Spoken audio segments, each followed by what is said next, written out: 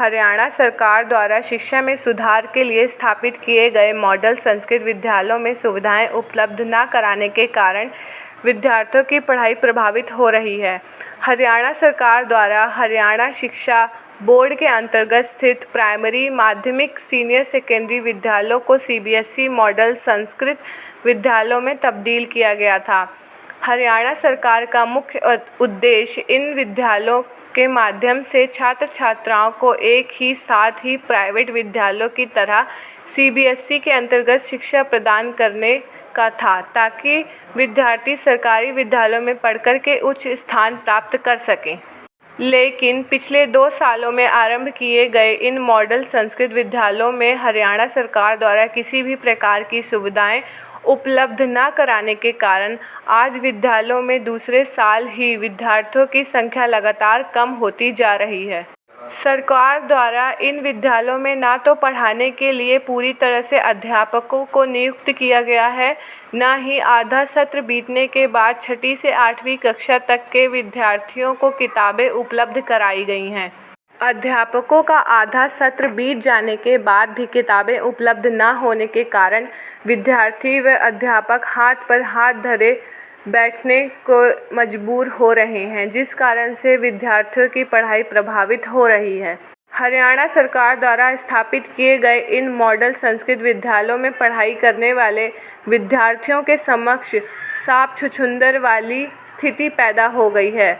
हरियाणा शिक्षा बोर्ड के अंतर्गत चलने वाले इन विद्यालयों को मॉडल संस्कृत विद्यालय में बदलने के बाद अध्यापकों व किताबों के उपलब्ध न होने के कारण धीरे धीरे करके अभिभावकों का भी इन विद्यालयों से मोह भंग होता जा रहा है, जिस कारण से इस साल पिछले साल की तुलना में काफ़ी कम विद्यार्थियों ने दाखिला लिया है।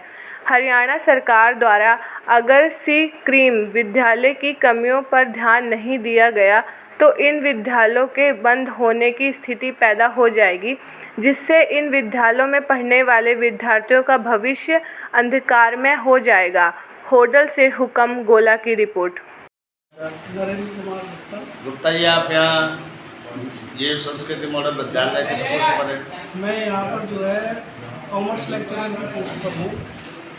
तो प्रिंसिपल साहब की जगह किनको चाहिए आपको? प्रिंसिपल सर हमारे जो है प्रीवियस स्कूल में गए चार्ज देने के लिए, पानीपत से ट्रांसफ़र होकर आए थे, और उनके बाद मैं ही यहाँ मेरे पास ही चार्ज है।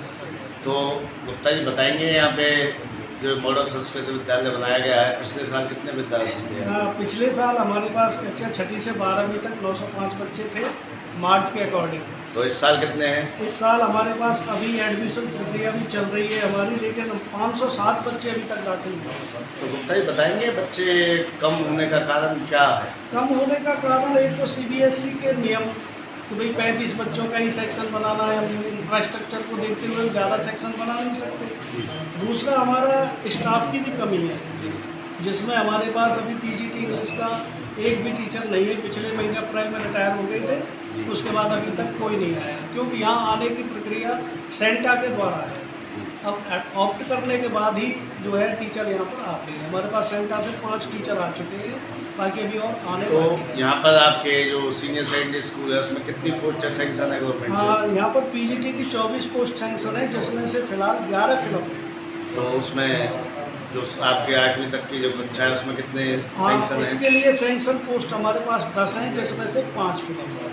तो यहाँ पे जो विद्यालय है यहाँ पे लड़कियाँ साथ पढ़ते हैं? हाँ, को एजुकेशन हो गया सीबीएसई होने के साथ ही। तो यहाँ पर कब से ये सीबीएसई आरंभ हुआ है? पिछले वर्ष से सीबीएसई 2021 से। 2021 तो पिछली बार तो यहाँ पे परीक्षा नहीं हो पाई थी, अब की बार परीक्षाएं होने की उम्मीद, सेंटर यहीं पे रहेगा या बात? अभी कुछ नहीं कह सकते सर इसके बारे में, जैसे भी गाइडलाइन आएगी उन्हीं के अनुसार।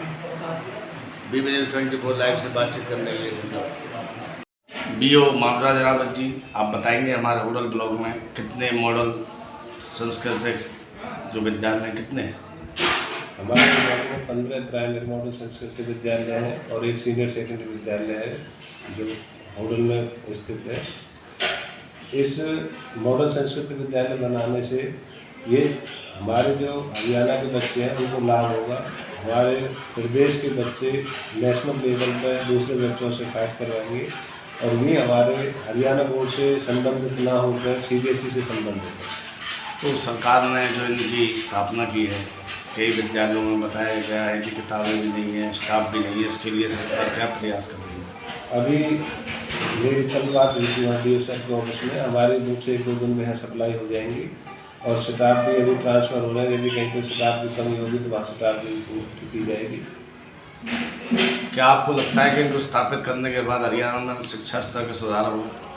हरियाणा में शिक्षा का स्तर पहले ही बहुत ठीक है और इन विद्यालयों को खोलने से इसमें इजाफा होगा और सरकार की बहुत अच्छी पहल है, इससे गरीब बच्चों को लाभ होगा। तो सरकार ने इनमें दाखिल होने वाले विद्यार्थियों को फीस वगैरह भी निर्धारित की है? इसमें 11वीं 12वीं की फीस पर मंथ 500 रुपये है, 9वीं 10वीं की 400 रुपये, 6ठी 7वीं की 300 रुपये है, पहली दूसरी की 200 रुपये रखी गई है। इस फीस जो भी फीस कलेक्शन होगी और वो स्कूल पे बच्चों के ऊपर खर्च की जाएगी। तो बताया जा रहा है कि गरीब जो बच्चे हैं जिनकी आय 1,80,000 से कम है उनको फ्री शिक्षा दी जा रही है, उनको फ्री शिक्षा दी जाएगी। तो इसके लिए जो सर्टिफिकेट बन रहे हैं उनमें खासी परेशानी अभिभावकों को उठानी पड़ रही है, क्या कारण? सर्टिफिकेट बनाने में मेरे हिसाब से तो ऐसी खासी परेशानी नहीं होगी। जो भी आता है उनका डिपार्टमेंट जो भी सर्टिफिकेट बना रहा है। ये जो CBSE पैटर्न जब से आरंभ किया गया है तब से विद्यालयों में विद्यार्थियों की संख्या घटी है, क्या उसका कारण फीस रखना माना जा रहा है? नहीं, इसका कारण फीस रखना नहीं माना जा रहा। कई जगह जो विद्यार्थी कमज़ोर थे और उन्होंने बाई चांस इनमें एडमिशन ले लिया था, वही बच्चे बोर्ड की वजह से इधर उधर जा रहे हैं। और जैसे हमारे प्राइमरी स्कूल बंचारी में GGPS बंचारी, उसमें लगभग 2 सेक्शन बन गए पहले क्लास में ही और लोगों का अच्छा रुझान है। इस तरह से ये सरकार की बड़ी है। BV News 24 लाइव से बातचीत करने के लिए धन्यवाद।